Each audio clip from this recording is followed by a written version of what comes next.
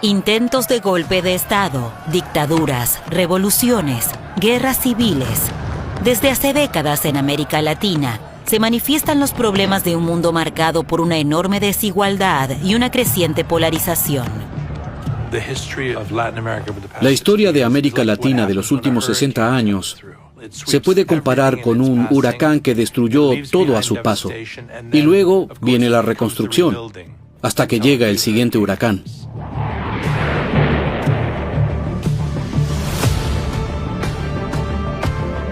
Desde 6 países de América Latina, Brasil, Chile, Panamá, Nicaragua, Venezuela y Colombia, hombres y mujeres nos cuentan sus luchas políticas.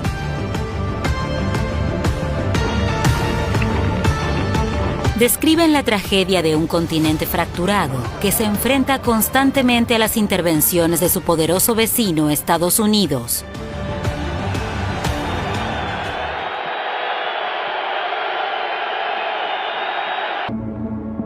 Tras la Segunda Guerra Mundial, América Latina oscila entre impulsos democráticos y tradiciones autoritarias. En 1964, el presidente progresista João Goulart entusiasma a la población del estado más poderoso de América Latina, Brasil, con su sueño de justicia social.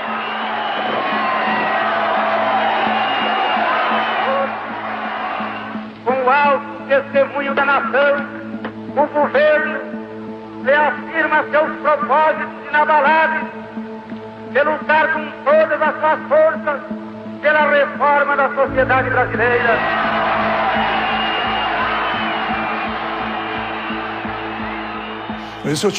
Yo tenía 18 años y acababa de empezar mis estudios. Fue la manifestación más grande en la que he participado. Él dijo cosas que me impresionaron mucho y que evidentemente conmocionaron a la élite brasileña de esa época. Trabalhadores do campo já poderão então ver concretizada a sua mais sentida e justa reivindicação, aquela que nos dará pedaço de terra para ele cultivar. Por primera vez, la reforma agraria se convirtió realmente en un tema de conflicto, porque los presidentes anteriores habían evitado el debate. La sola idea de redistribuir la tierra en un país de grandes terratenientes que tienen mucho poder era una provocación.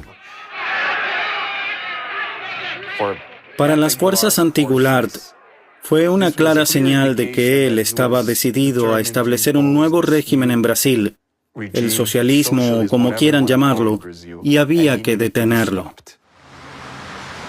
En plena Guerra Fría, el gobierno estadounidense también está preocupado. El presidente Johnson pide a sus asesores que lo mantengan informado.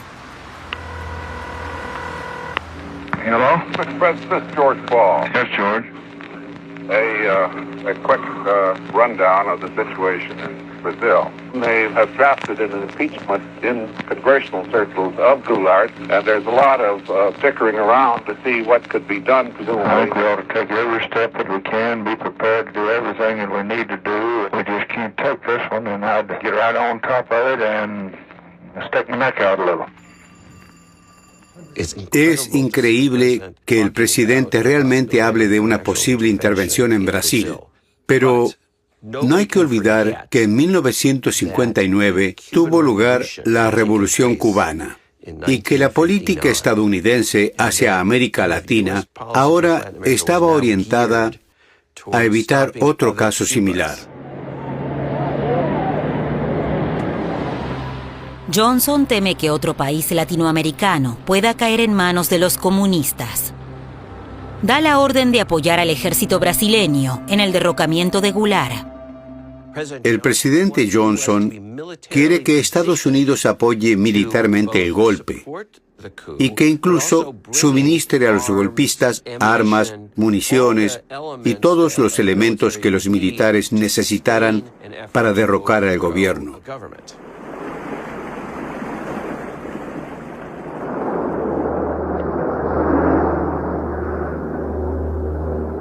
Animados por la promesa de refuerzos militares, Los generales brasileños se levantan y marchan sobre Río de Janeiro el 31 de marzo de 1964. Una parte de la población se une a ellos. Salí a la calle para ver lo que estaba ocurriendo. La sede de la asociación estudiantil fue atacada por civiles con bombas Molotov. Ni siquiera le pidieron a la gente que se rindiera. Vinieron a matar. Los golpistas derrocan a Goulart antes de que llegue la ayuda estadounidense. Sin embargo, Estados Unidos es el primero en reconocerlos, otorgándoles la legitimidad necesaria para mantenerse en el poder. Los generales que organizaron el golpe pronto fueron conocidos en todo Brasil. Branco, Silva y Médici, el más radical de todos. La dictadura militar brasileña fue la primera de su tipo en la región y creó un modelo que los países vecinos con ideas similares trataron de seguir en el futuro.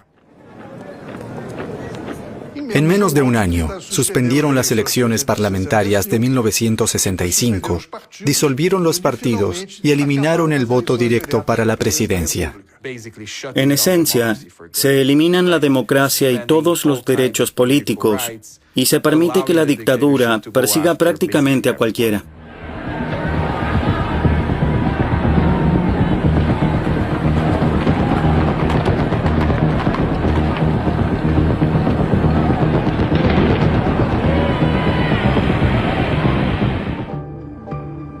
Chile se ha convertido en un refugio político desde la elección de Salvador Allende pocos meses antes.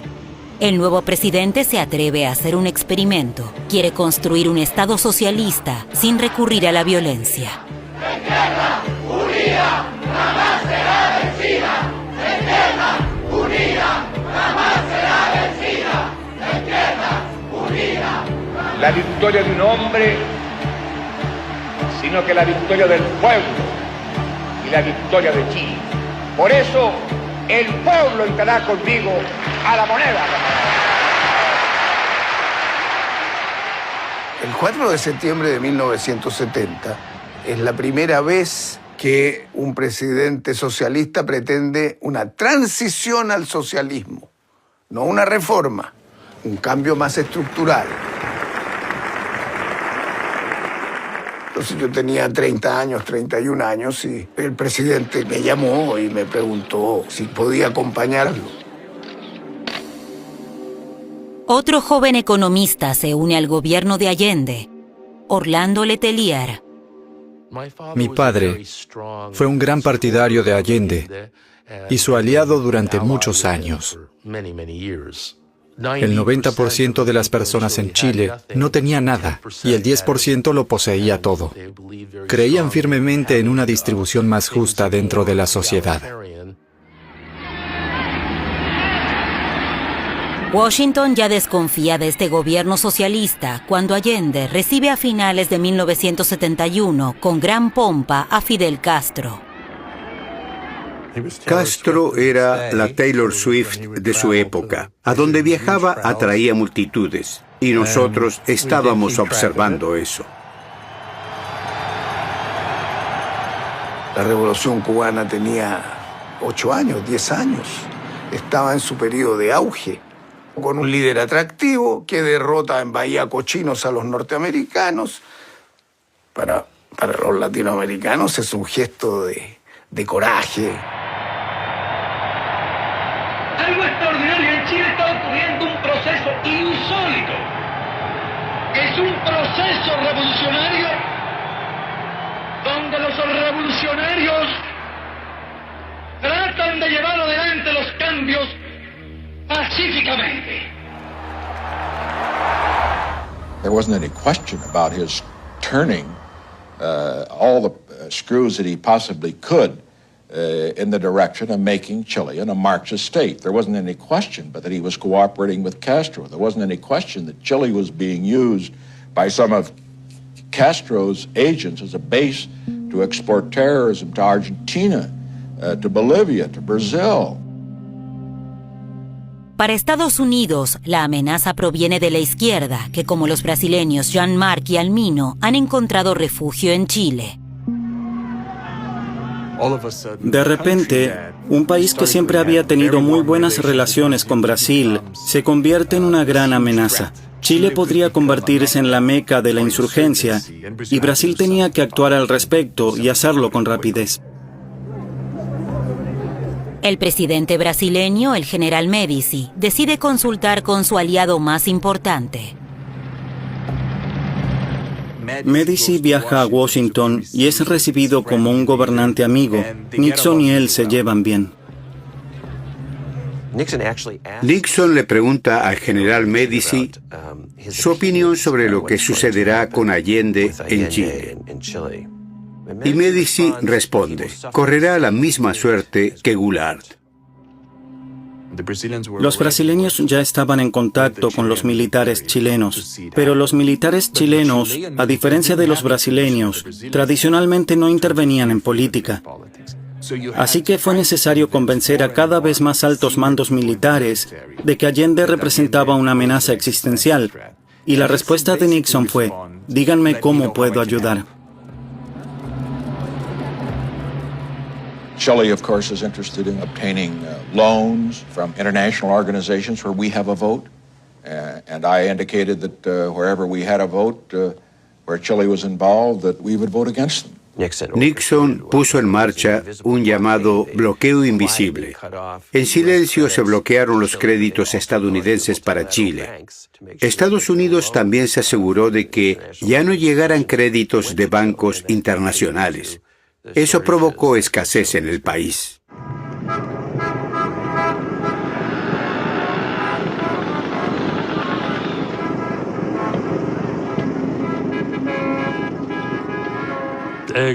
Los huevos, el pollo y la carne casi habían desaparecido.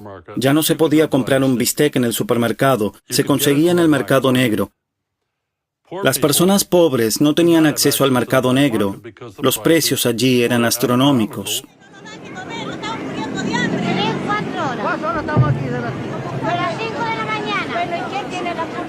No se puede trabajar estando haciendo cola para comprar la leche, para comprar el pan. Porque este es un gobierno que no debe estar. No hay pan. Es impotente.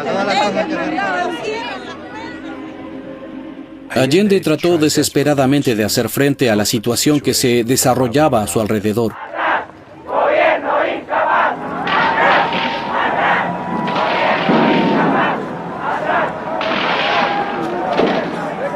A pesar de los esfuerzos del gobierno de Allende, la ira va en aumento.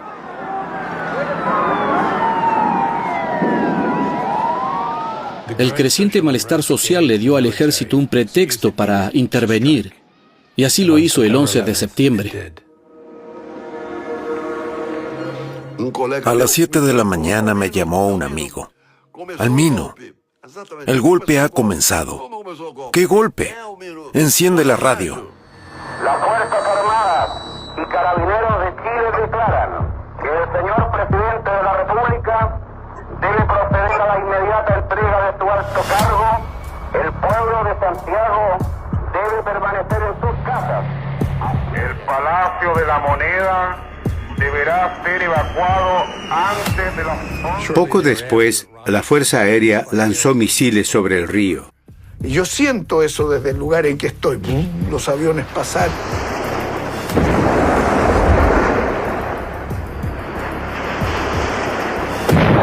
La Fuerza Aérea de Chile bombardea La Moneda.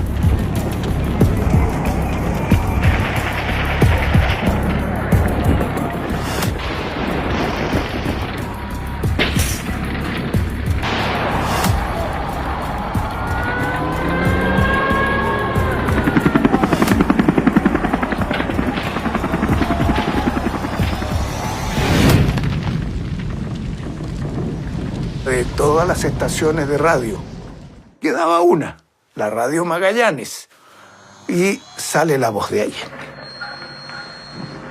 Trabajadores de mi patria, tengo la certeza que la semilla que entregáramos a la conciencia digna de miles y miles de chilenos no podrá ser cegada definitivamente.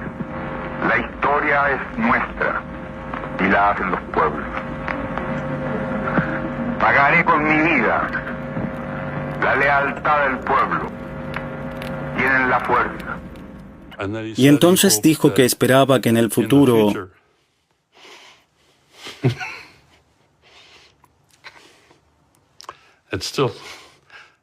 ese sigue siendo un momento increíble. Dijo que esperaba que las personas que querían un cambio social volvieran a manifestarse en el futuro en la avenida principal, la Alameda, y luego dejó de estar al aire. Mi padre me llamó y me dijo que Allende había muerto. Nunca olvidaré cómo colgué, miré por la ventana y la vida seguía como si nada hubiera pasado. Para nosotros, los chilenos, fue la destrucción de nuestro país. El país, the country, atravesaba por una honda crisis, was going through a deep crisis, moral, económica, social. El gobierno llevaba al caos a la nación. En primer lugar, el interés ha sido volver al país a la normalidad.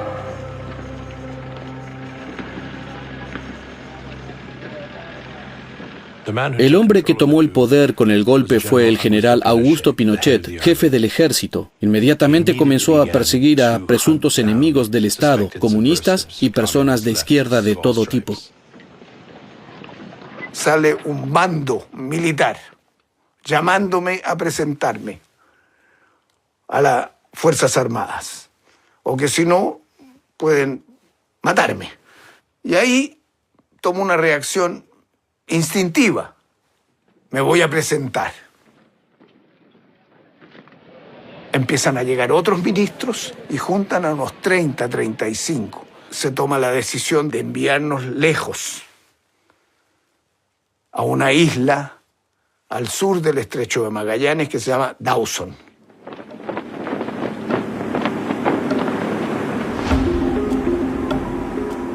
Todavía recuerdo nieve,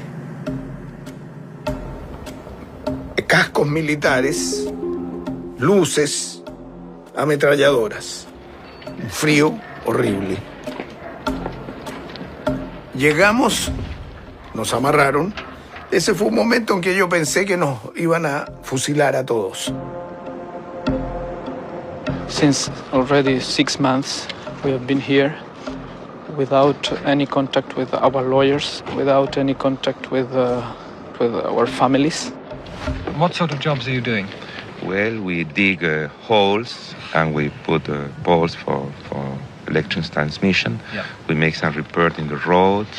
Trabajábamos todos los días, era muy cansador. Y cuando reclamabas, te metían dentro de unos hoyos y te dejaban toda la noche ahí. En Crisis mide las personalidades. Orlando Letelier, en la isla, lo conocí con más profundidad. Él mostró una personalidad resistente, afectuosa y comprometida. Bajo la presión de la comunidad internacional, el general Pinochet libera a los prisioneros después de 9 meses. Sergio Vittar y Orlando Letelier parten al exilio en Venezuela y Estados Unidos. Pero antes de que mi padre se fuera, Pinochet dijo: a donde sea que vaya le encontraré, cueste lo que cueste.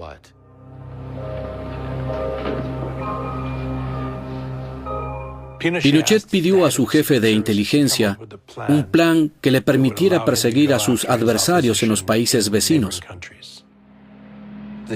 El jefe de la inteligencia chilena invitó a los jefes de inteligencia de Brasil, Bolivia, Argentina, Uruguay y Paraguay para que vinieran a Santiago en secreto y celebraran una reunión inaugural.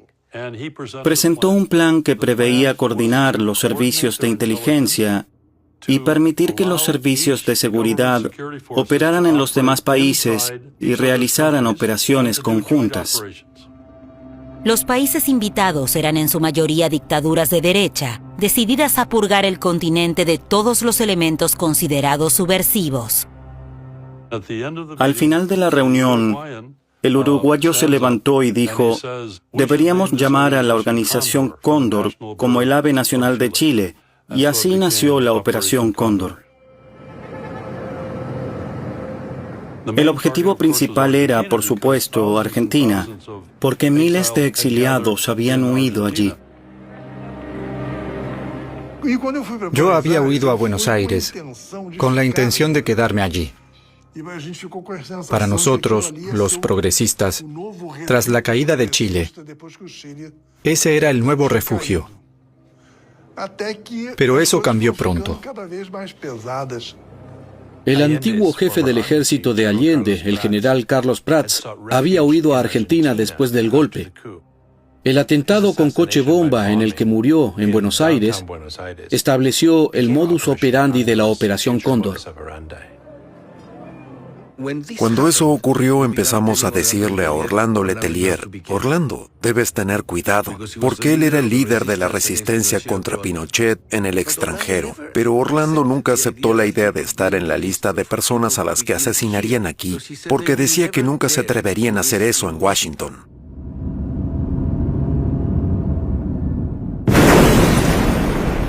A powerful bomb today tore through a car as it was driving along Washington's usually quiet Embassy Road.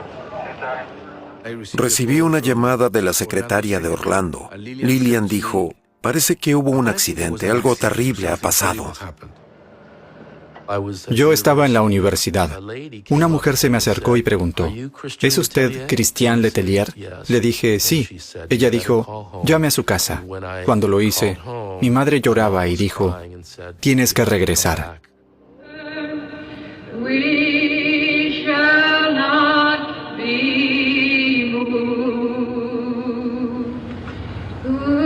Orlando Letelier es una de las víctimas más conocidas de la Operación Cóndor. A finales de los años 70, esta internacional del terror participó en la locura asesina que deja a cientos de miles de muertos, torturados y desaparecidos en todo el continente.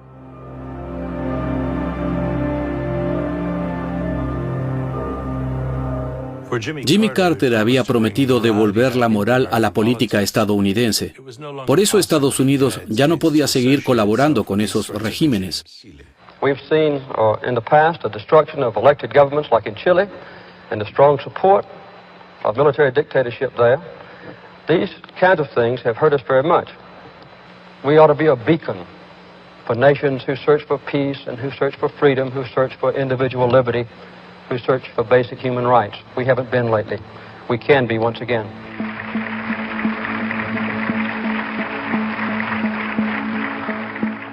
Estábamos eufóricos y llenos de esperanza cuando Carter ganó las elecciones. La promesa de una presidencia estadounidense más justa genera esperanza en toda América Latina.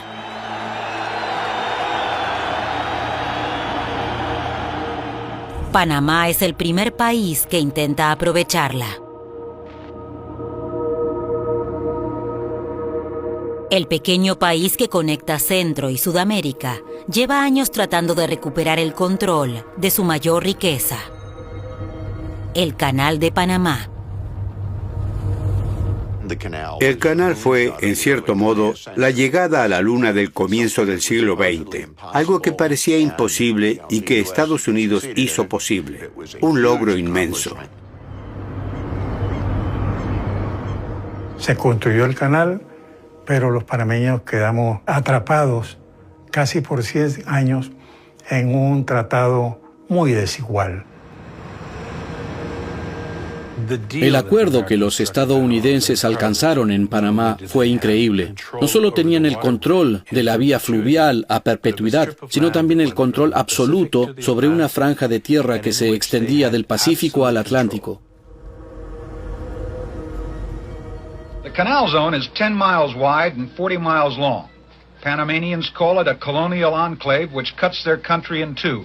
Para ir de un lado al otro, los panameños tenían que cruzar una zona controlada por la policía estadounidense. Si conducían demasiado rápido, debían presentarse ante un tribunal estadounidense. Era una fuente de frustración porque sabíamos lo que valíamos como país y nos sentíamos excluidos totalmente y humillados y muy maltratados en realidad.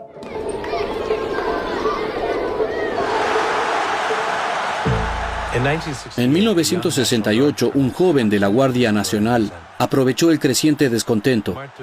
Omar Torrijos era un dictador muy distinto a los demás.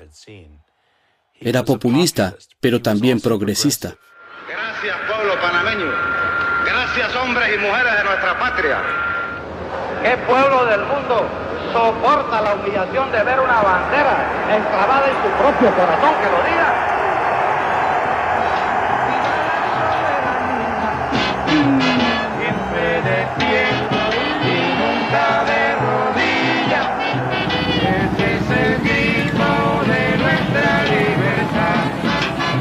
Hay que defender la soberanía, porque es nuestro el canal de Panamá. Para Torrijos, la devolución del canal era una prioridad, pero era una lucha de David contra Goliat que no podía enfrentar solo, así que buscó aliados internacionales.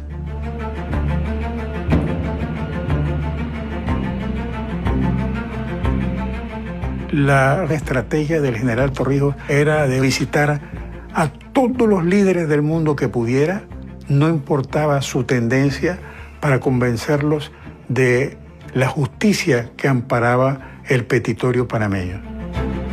Queremos decirle a la conciencia mundial que nunca hemos sido, que no somos, ni nunca seremos, ni Estado asociado, ni colonia o protectorado, ni queremos agregarle más una estrella a la bandera de los Estados Unidos. Muchas gracias.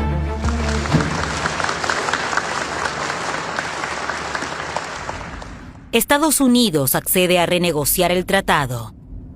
Carter está dispuesto a devolver el enclave y el canal a los panameños, con la condición de que las tropas permanezcan allí. El canal era muy vulnerable a sabotajes. Panamá no podía defenderlo por sí solo. Por eso queríamos derechos residuales para proteger el canal. Sin ellos no habríamos tenido ninguna posibilidad de aprobarlo en el Congreso. There is one word for this new treaty, and that word is no. We, the people who own the canal, should say to our government, look, tell Mr. Torrijos that we built that thing, we bought the place, we paid for it, and we intend to keep it. Carter le dijo al general Torrijos, o me ayudas o esto no camina. El general Torrijos nos dijo, creo que tengo frente a mí un hombre de gran moral que es el presidente Carter. Demos el salto, resolvamos este problema. Torrijos aceptó que la duración del canal fuera de 22 años y que durante ese tiempo existieran las bases militares.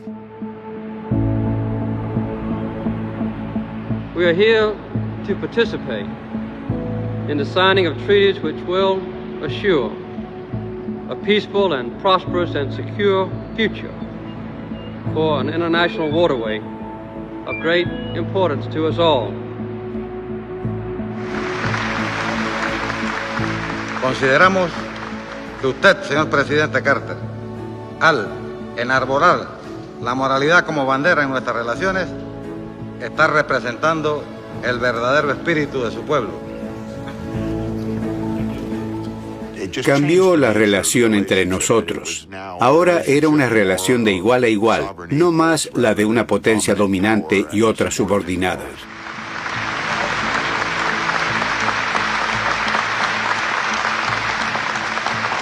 Fue una victoria para todo el continente. Era una lucha con un resultado muy singular, porque todas las demás fueron luchas sangrientas, terribles. El general Torrijos fue uno de esos pocos generales que su espada nunca se manchó de sangre.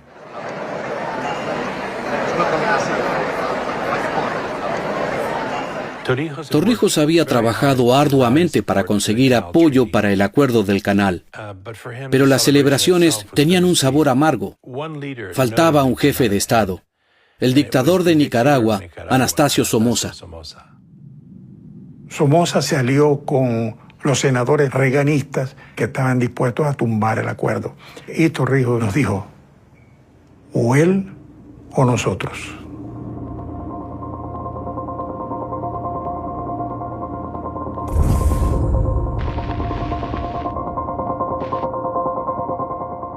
General, I've been told that your wealth is in the neighborhood of $500 million. Well, that's what the people who adverse me say that. But I think we're around $100 million. You own the leading television station? Yes. Radio station? You own a newspaper? Yes. You own hundreds of thousands of acres of land? Yes. You own huge financial interests in banks and insurance companies? And you yes, still... we could go on and on. I mean, the list is very long of Somoza interests that you and your family own. General, how do you address your conscience when you see the faces of all these poor people in Nicaragua and contrast that with your own tremendous personal wealth? I wish I had more wealth so they would be more wealthier.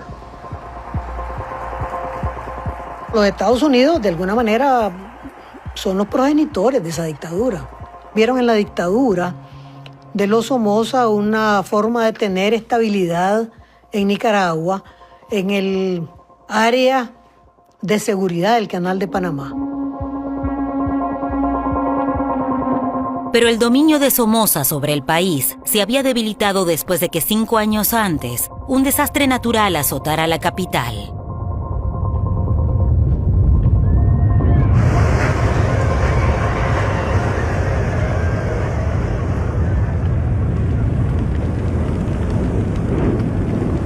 Yo estaba en Managua y el terremoto la destruyó completamente, pero completamente. Fue lo más terrible que hemos pasado los nicaragüenses. Solo gritos se oían, gritos por todos lados. Nosotros creíamos que era el juicio. Las personas perdieron el empleo, perdieron los negocios, perdieron las casas. La pérdida fue total. Y en ese momento la dictadura entró en una etapa de enriquecimiento sin precedente. Somoza se robó todo lo que llegó de ayuda internacional para los damnificados del terremoto y para la reconstrucción de la ciudad.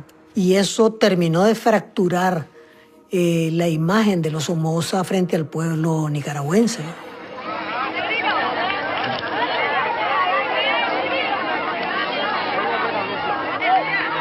Has there been a lot of looting in this area? Yeah, principally yesterday and the day after yesterday. What will you do if you see a looter?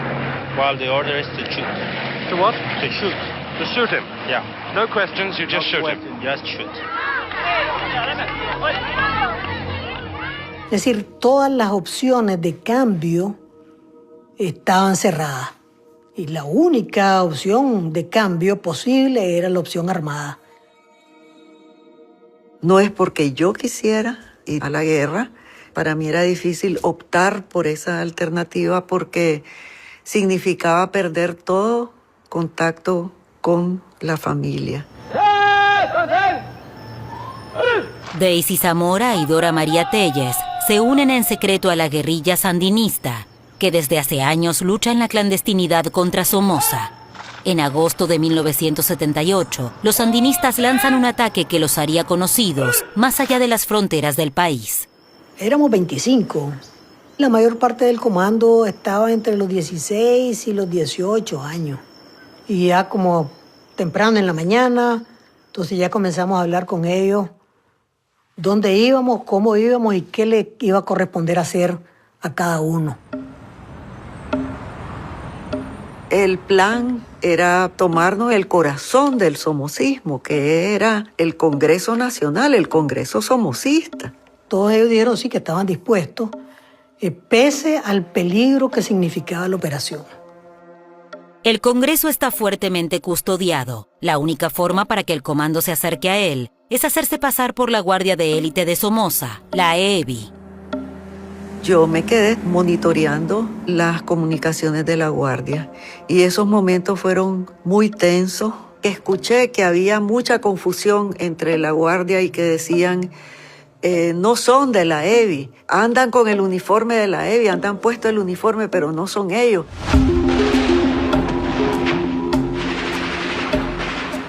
20 heavily armed men, apparently disguised as National Guard troops, shot their way into Nicaragua's legislative palace. The National Guard counterattacked, but they failed. Entramos como habíamos planeado entrar, pero el tiempo era crítico para nosotros, porque nosotros éramos 25. No podíamos descansar porque no éramos suficientes. Si queríamos salir con éxito, tenía que ser rápido. Tonight, Nicaraguan terrorists hold more than 1,000 hostages in the National Palace and threaten to kill them beginning tonight unless their demands are met. Habían varias demandas. Primero, la liberación de los presos políticos, la presa política, una demanda de amnistía y también había una demanda de dinero. Somoza no estaba convencido totalmente ni de atacar ni de negociar. Omar Torrijos se ofrece de intermediador y le dice, déjamelos que yo los saco de allí y me los traigo para Panamá. Y te quito ese dolor de cabeza. El hombre no tenía ninguna otra opción, Somoza. Así que de mala gana acepta.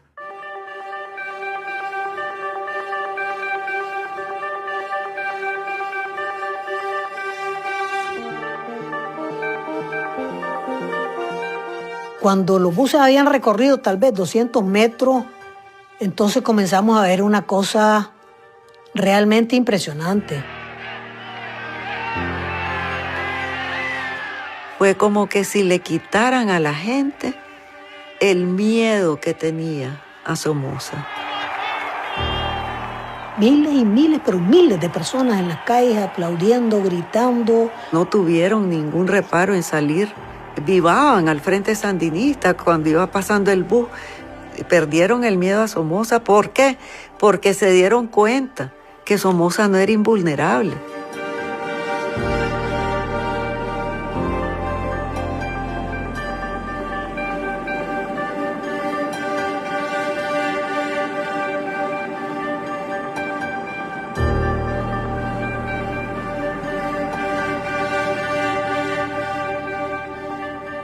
By late this afternoon, the terrorists, the freed political prisoners, and some of the hostages arrived in Panama. There, the terrorists asked for political asylum, and they said they were acting on their own with no outside help. Llegamos todos a Panamá, pues tuvimos una reunión a invitación del general Torrijos, de manera que era un primer encuentro y era un encuentro decisivo. Son más de 4 décadas de dinastía, de humillación y de muerte que ha sufrido ese pueblo desde que en 1930 la Infantería de Marina instaló al primer Somoza en el poder. Los sandinistas y Torrijos hablaron sobre cómo Panamá podría ayudarlos en su lucha contra Somoza. Necesitaban mejores armas para enfrentarse a la Guardia Nacional, mucho mejor equipada.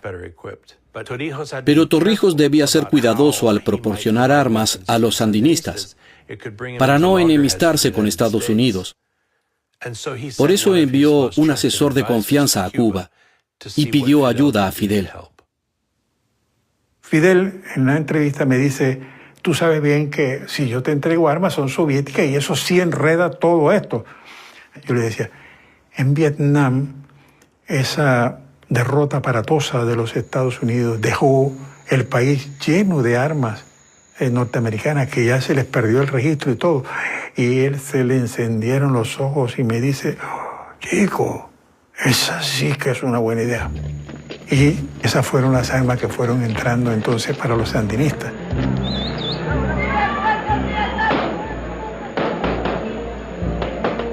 La última etapa de la guerra fue terrible, digamos, pues los años 78, 79.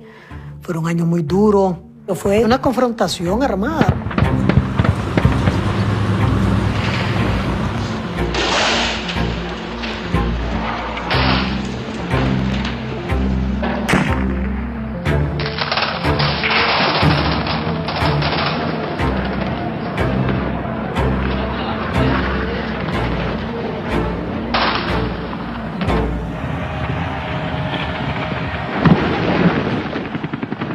A Somoza solo le quedaba una opción: huir.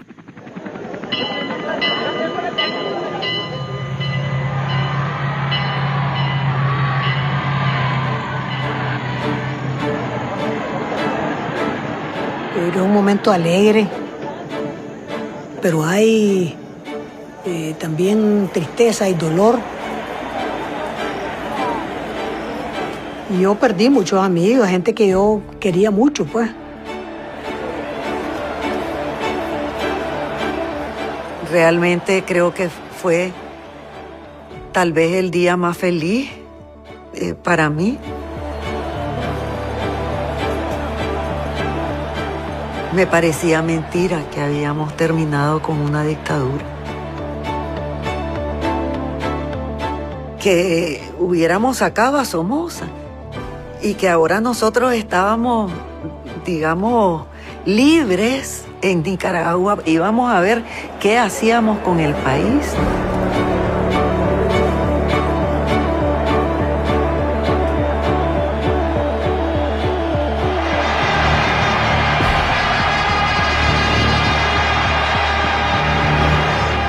It is the responsibility of the President of the United States to ensure that the safety of our people cannot successfully be threatened by a hostile foreign power.